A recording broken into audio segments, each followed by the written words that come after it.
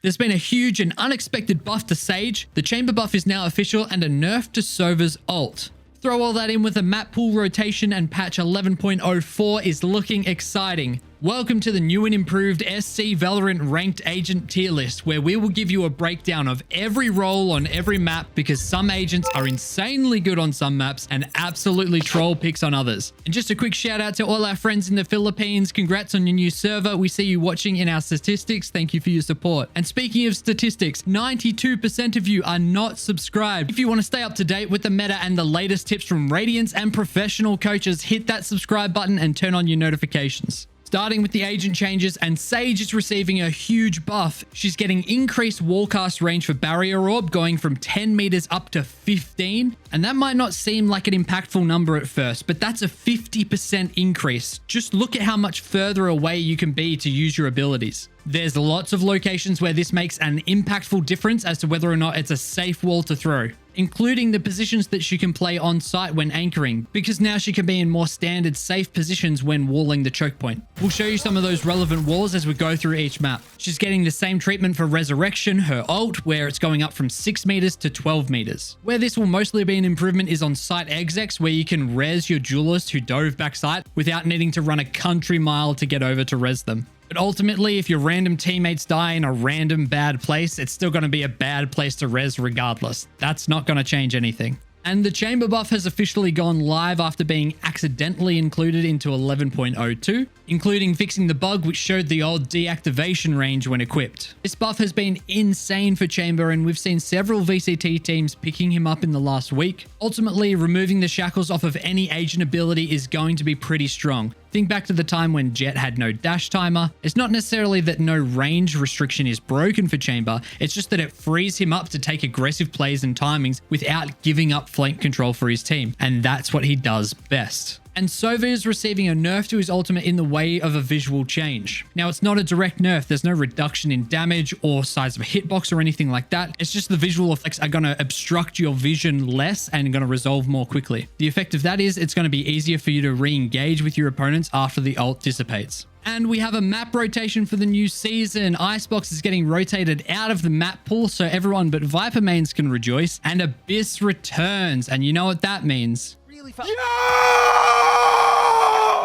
So without further ado, let's jump into the map tier lists, starting with Abyss. Out with one Jett playground and in with another. Abyss is just another jungle gym for Jett who can uniquely dive to the top side of boxes on both sides with safety from her smoke. All you need is a simple flash or recon over the top of your smoke and you can farm anyone trying to anchor backside. And of course, you have all the shenanigans of floating off the map so you can try and do your best Kang impression. With the Waylay buffs, I'm really excited to see how she performs on Abyss. For the meantime, I've put her in A tier, but she can do things that no other agent can do, like double dashing on a 90-degree angle into A heaven from A main. This is the strongest spot to hold on A site, and if you can support Waylay getting into there, you should be able to lock down free rounds. If you want to run double duelist, you cannot ignore Yoru. This map is huge and the rotates along, and his gate crash helps you cut them down completely. Plus, there's so many vertical pop flashes on Abyss thanks to the sites being structured around boxes instead of walls and such. As Yoru, you can play in the super high risk cliff side of B site, flash anyone pushing up, and then get out before being traded. You can even get out by jumping off the map. Moving on to our initiators now, and surprise, surprise, it's another map where Sova is good. If all you did was dart above A site entry when you're on defense and get spam kills against the attackers as they try to push, you're probably going to get more value than most other initiators with that alone. But Abyss is also the biggest return of investment difference for drone versus other scouting utility because of its true vision. There's some long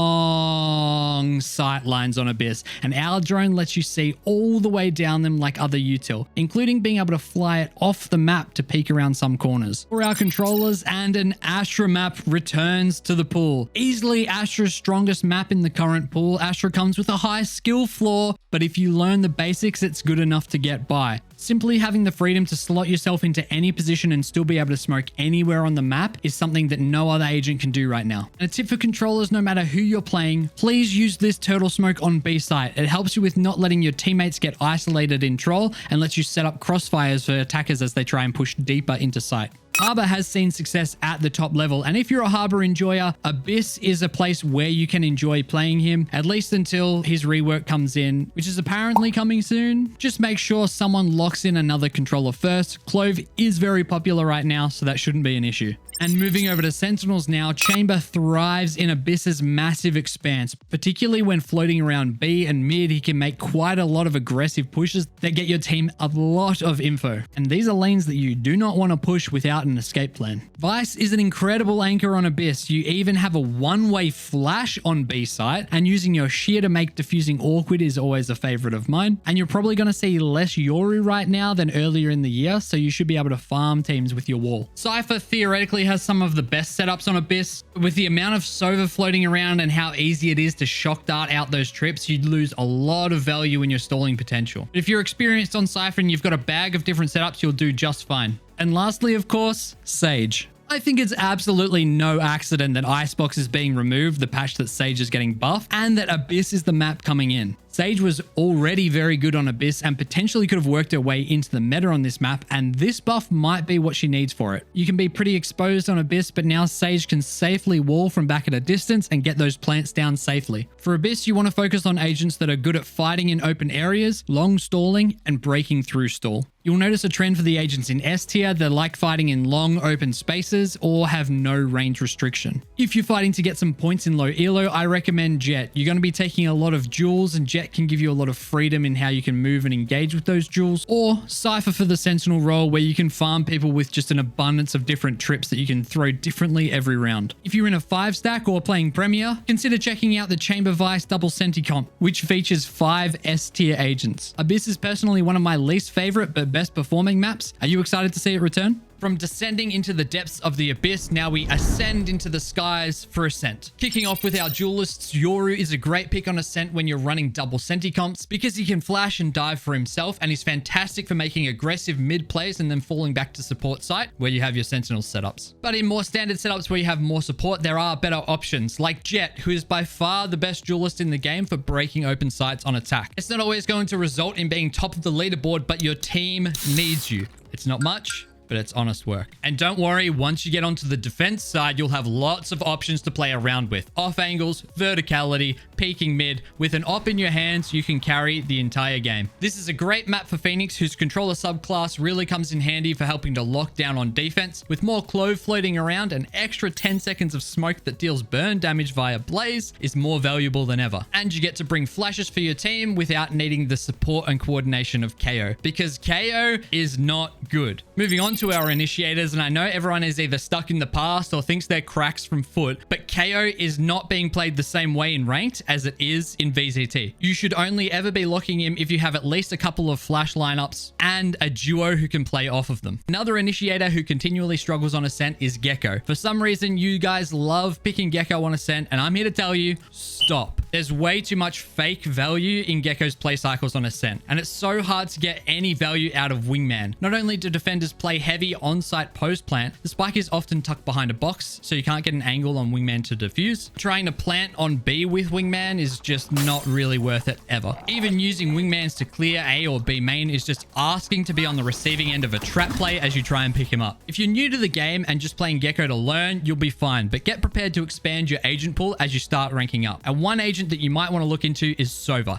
He is undeniably the best initiator on Ascent and possibly in the game right now. You just need to either pair with a flash initiator or flash duelist to make the most of his kit. Onto controllers, where your 4 dome smokers are all good picks here. Ascent is a great place to learn and practice your Astra. Its more simple play patterns revolving around mains lets you practice those stun and grab well timings. Using Cosmic Divide to wall off a Heaven is always a nice play too. If you're too dumb for Astra and too smart for Clove, Omen is the pick for you. I'm just kidding, but Omen is a great middle ground between Clove and Astra. He has playmaking potential and can break open A main with his TP. And just get familiar with the positionings for your paranoias and knowing the good smoke positions too. If you're feeling it, send an ult into backside B for me, would ya? Moving on to Sentinels, Cypher continues to gain popularity on Ascent and has lots of great spots for cams and trips that make execing into him very difficult. He also pairs better with other Sentinels because he has an easier time taking space on attack side compared to KJ. And if you have a Clove on your team, those cages for effectively extra smoke timing is really helpful. But nothing matches this KJ turret on attack. Being able to keep an eye on mid and B at the same time is mega value. There's so many places where you can make solo plays by swinging off of your turret or spamming through walls off of your turret thanks to Ascent's paper thin walls. Ever since the wall plate changed to be main, this ult has been a free sight every time. And don't forget about the easy blender setups that are always solid in tree or B lane. Ascent is a map where you can win by fighting over the tight choke points, so having ways to push them or hold them is really important. There's also lots of corners and boxes on site, so either being able to clear them out or do things to play with them is important. Breach can get a lot of value in low elo by being able to contest mains and stun very simply. For a controller pick, the amount of stall that Brimstone provides allows your team to rotate or get active elsewhere on the map. Sentinels are doing very well, so we've got two versions of double Senticomp for you to try out, and here's going to be your ranked standard kind of setup. Let's make our way off of this floating rock and into the deserts of Bind. This is one of Reyna's better maps in the game where Lear can get solid, consistent value when used to flood out sites. When you sync it up with a flash, you can't shoot the Lear and turn the flash at the same time. Breaking out onto site is one of the most difficult things of Bind, so that's where Reyna gets value. If you have a self-sufficient primary duelist, that's where Reyna's going to slot in best, and the same for Jet, who can thrive as a secondary support dive, but she needs initiators to help her scale. On defense, you can make great use of verticality with Jet. You can peek out early with Tailwind, then fall back and into a vertical position. Far and away, the best duelist on Bind is Raze. She's a self-sufficient duelist, and that's all you really need to know. By having Raze, you can split push way easier than with a duelist that requires support. You get freedom to push and frag while your initiator helps the rest of your team scale. And on defense, you've got cheap access to verticality with your satchels, and you can even use those satchels to stall plants. For initiators, Bind asks you to have two things, a drone and a pop flash. Skye is the only initiator who can bring both for the low price of a single agent. For you controllers, Astra brings some unique qualities to Bind. Her dissipates are really helpful for scaling, especially against ops. She's one of the only agents who has an easy time utiling inside of Tube. But we all know Brimstone is the king of Bind. His long smoke durations and ability to cut a site in half give you all the time you need to what can be quite complex site hits. And if you ever need to avoid hookah, just send your team up B long and smoke it off. He's also the best equipped controller to stall A short rushes with a smoke and molly. And conveniently, lamps is where you want to start most rounds so you can smoke every lane on the map. For Sentinels, Cypher dominates the pick rates. He's the only one that can fully trip flank, and his cam and trip setups are abundant on Bind, but it is a bit of a catch-22 because you can definitely get away without needing flank watch. And that's why Deadlock and Sage do really well on Bind as well. Deadlock is the best performing Sentinel, and it's no wonder. One thing you absolutely need is a way to stop A short, like I mentioned, and her kit is literally just stoparush.com. Gravnet, Sonic Sensors, Barrier Mesh, all of it just shuts down that push. And not only that, if you actually commit to learning some lineups, Gravnet is an amazing way to help scale. The lack of mid, fast rotates through teleporters and open sites, Bind likes agents who can play for themselves. That's why agents like Raze, Clove, Skye, Viper all have a lot of success on Bind. For low elo, Skye is amazing here. She's one of the best agents on the map and the easiest to learn. Plus, that heal is much more relevant in lower elos. And in the same vein, definitely give Sage a crack as well. For comps, you've got lots of flexibility. Double duelist, double controller, double initiator. This is one of the maps where double senti is performing a lot worse. Now we're going from Bind, where mid is non-existent, to potentially the most important mid in the game. Let's talk about Corrode. For your duelists, lots of them do well, but Neon's priority over mid is really, really important. The stun is incredible for fighting it. Using sprint speed to get first to the angle is so good. She's not only great for fighting mid, but she's great for execing on the extremities as well. Her wall can slice off yard, but it's also really helpful on B, where you've got the 3 points that you would want to smoke off. Fade has established herself as the early queen of the meta. There's lots of experimentation happening in VCT, but almost everyone is building around Fade and Viper or Fade and Neon. She's fantastic for the early mid control with both Seize and Haunt. Trailers give you cheap access into A link, the most important part of the map, and Haunt gets bonus value thanks to all of the wall bangs that you can do. Gecko is also great on Corrode. There's lots of great dizzy spots, plus Wingman is sublime for securing open plants, which have a huge swing factor in round win percentage. Teo is still performing well, particularly as the second initiator. Having 3 pieces of util to force opponents out of corners is incredibly handy. Omen is one of the best agents in the game for contesting extremities on Corrode. Paranoia gets massive value both on attack and defense. And just look at this Paranoia down B long. What are you meant to do against that? There's lots of spots where you can traverse the map with your TP as well for some unexpected advantages. Viper is dominating on Corrode, and with the abundance of Clove in ranked, it's a fantastic pairing. We'll talk more about that later. The reason why that it works particularly well on Corrode is that Viper can play for extremity control while still supporting mid, allowing Clove to do what they really want to do, which is contest contest mid and be aggro. You can play Viper instead of your Sentinel, so you can still run double Duelist or double Initiator as well. And this attack wall across a yard completely prevents defenders from cheating rotates by having their players slide to a link, because you'll just punish them by lurking through halls. There's one other controller that can smoke off a yard in a similar way, and that's Harbor. He's still performing really well in a small sample size of players. The combination of being able to smoke all three entrances on B site, cut across a yard, and use Cove to help you scale out into site or get plant down is really, really helpful. There's no clear best Sentinel on Corrode right now, unless you're counting Viper. It looked like Vice was eking ahead, and that changed with the most recent patch, and that could be due to the chamber buffs. Vice still feels really good. She's a solid hybrid option on Corrode, does everything well, but isn't the best at anything other than maybe holding a yard. But if you're struggling to hold a yard, you've probably got bigger problems. Chambers buffs help him slowly work through mid, control the map through opping, and there's a very convenient rendezvous set up on defense where you can place it right here at the top of mid, walk over to A, trip mid, and then get back to mid and towards B where you can flank aggressively. It's becoming pretty clear that Corrode is leaning towards a map that you don't need an abundance of passive info for, so Sage and Deadlock with their ability to contest mid and roam around the map is proving more valuable. Sage even more so with her plant installation, allowing you to get those open plants, which, like I mentioned when I was talking about Gecko, is incredibly valuable. Thanks to these buffs, we could absolutely see a Corrode meta that revolves around Sage and Chamber. Corrode is all about contesting mid, clearing pockets of space, and trying to get open plants. In low elo,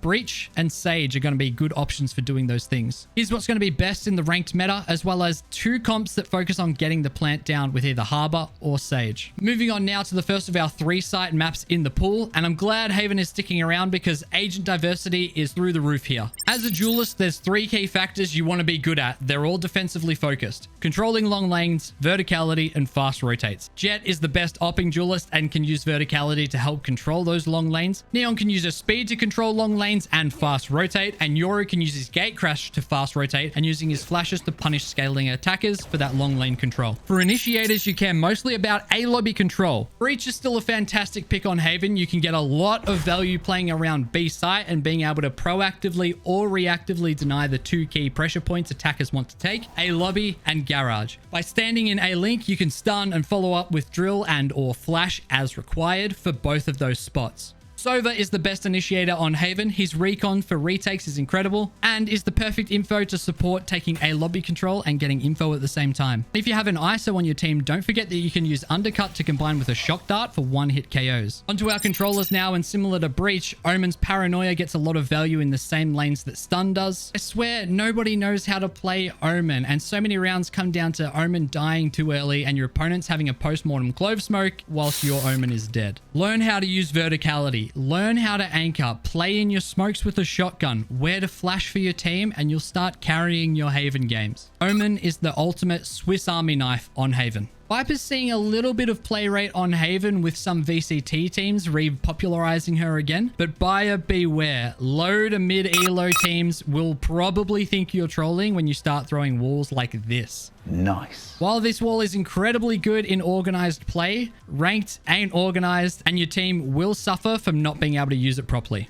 With 5 lanes on Haven, Sentinels with spread flank watch are incredibly valuable. Cypher is the agent that fits that bill, but he's got more tools than just that. Yes, you can spread your util across the map, but you can also anchor when you need to, or use your cam to get early info and flank. With 5 lanes to choose from, there's likely a gap somewhere. Don't just get into a routine of anchoring side. That's not what Cypher is here for. Most of the time, you want to be forward of your site or behind it, where you can play with backside kill trips. You can get a free couple of kills for your team to make retake that much easier, because the attackers will think site's free and just push forward into your trips. If you do want to play more of that anchoring style while still being able to have that supportive info for your team, Killjoy is the agent that you want to play. She can cover multiple lanes with her turret and alarm bot while using her nanos to help stall pushes. Not to mention how ridiculously good her ult is for retake, which is something you do a lot of on Haven. Tell your team to fully play off A and stack C and garage. Then place your turret in this corner with your alarm bot at the front of B. When attackers walk onto A site, you can ult,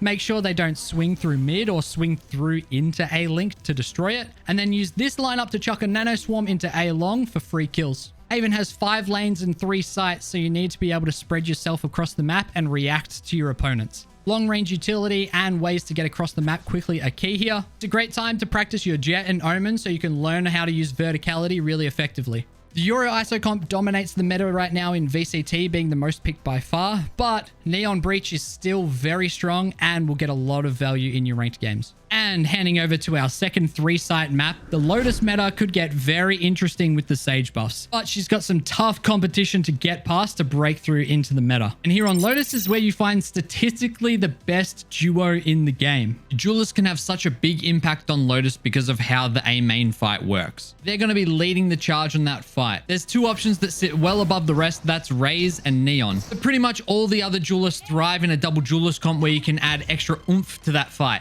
Yoru pairs incredibly well with both Raze and Neon, but ISO is the pick that top players are using to dominate right now. He's only in C tier as a solo duelist, but as a secondary duelist, he's all the way up in S. As you move up through the ranks, the A fight becomes more and more important, and ISO's suppression really helps shut the attackers down. With it being such a prevalent and important first opening engagement, popping shield and getting that first blood allows you to break open and snowball the round. Now, your duelists can't do it all alone. To set them up to succeed, you're going to need some strong initiator support. Fade and Breach are both great supports for this fight. It's a nice easy haunt you can throw in combination with a stun. Don't be afraid to invest multiple bits of util here to cover both rock and the dash across the rubble. Now, as we move into controllers, can you guess the highest win rate duo in the game right now across all maps? It's Viper and Clove. On Lotus, as a pair, they have the highest win rate compared to all other duos across all maps. A similar reason to why Clove works so well on Corrode. They're the perfect candidate for fighting aggressively early. Metal does a massive 90 decay damage, and then if you die, you can still smoke A and B while Viper anchors C.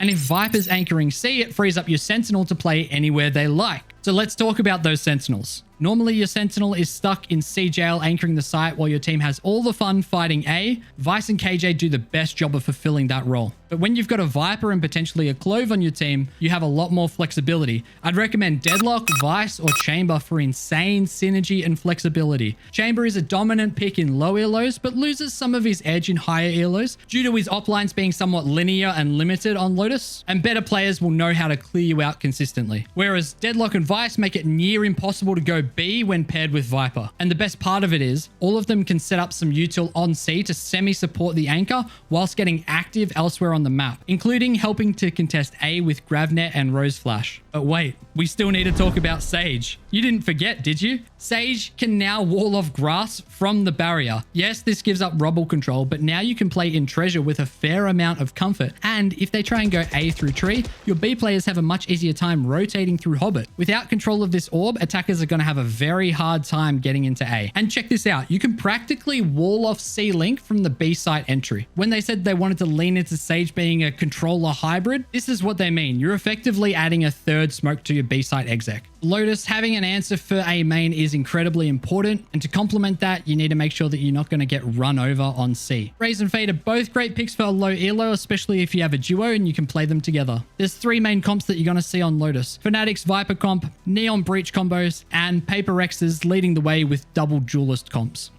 And now we move into our aptly named final map, Sunset. There's been a little bit of a shake-up in the Sunset meta, particularly for duelists. With her buffs from a couple of patches ago, we've been seeing more people playing Waylay and having lots of success. Riot devs stated a while ago that Waylay is an agent whose win rate correlates with mastery. So it's going to suck at first, but as you get games under your belt, you're going to start seeing a lot of success. Been big on Waylay since the start and have had her in S tier as a second duelist on Sunset since her release, but she's made the push for me into S tier as a solo duelist. Waylay's kit is great for assaulting both sites on Sunset. You have cover to dive into B without needing high levels of support, and on A, saturate over the walls is an easy answer for diag, plus you get to play on top gen. One play in particular that I like doing is when I can get onto top gen, then refract, look for a kill before repositioning back into top gen again. This is Phoenix's best map in the pool, and he pairs incredibly well with Waylay. He can help provide Waylay cover with his wall for execing sites, and Saturate and Hot Hands share the same trajectory, allowing you to get some very easy combo kills. Initiators are loving Sunset right now. KO is the only one that really feels bad, but he's still fine as a second initiator. Because Sunset is quite mazy, it's a natural thing that initiators can get better than average value from their util by being able to throw it over walls and through walls. Pick whoever you're most comfy on, but if you're comfy on most initiators, look to pair with your duelist. Fade is great when you have a Raze or a Flash duelist. Sova is perfect for supporting Jet and Neon, who need to be sure that they can dive safely, and you can set them up for scan kills with your recon as they entry sight with their walls or smokes. Moving on to controllers, and Clove is simply outclassing everyone right now. With Clove already being a natural suitable pick in ranked, when put on a map like Sunset that is small and Smoking Spike can have a major round-winning impact, it's no wonder that they're performing well. Cypher still continues to be the most picked Sentinel on Sunset despite being one of the weaker Senties on defense. His presence on attack with info from Cam, lurking, and cages for splitting top mid is still keeping him relevant. For a stronger defensive presence, Vice's ability to anchor B is still unmatched, and instead of doing this one-way smoke, which isn't that effective unless you're stunning and fighting straight into it, instead do a smoke in the middle of A main. You can set up your arc rose to flash in for your crossfire. I'll be keeping an eye on Deadlock. I might have been underrating her a little bit, but now she's going to sit in the A tier, especially as a solo Sentinel, but make sure you subscribe to see where she goes next. Sunset is a tight and compact map that has lots of skirmishing and interconnected paths, which is why you'll have success with agents with high burst, stuns, or mollies. Phoenix is an insanely good pick here for low elo. This is a map where getting the plant down can be quite tricky, so having Gecko to force that down is going to help your team a lot.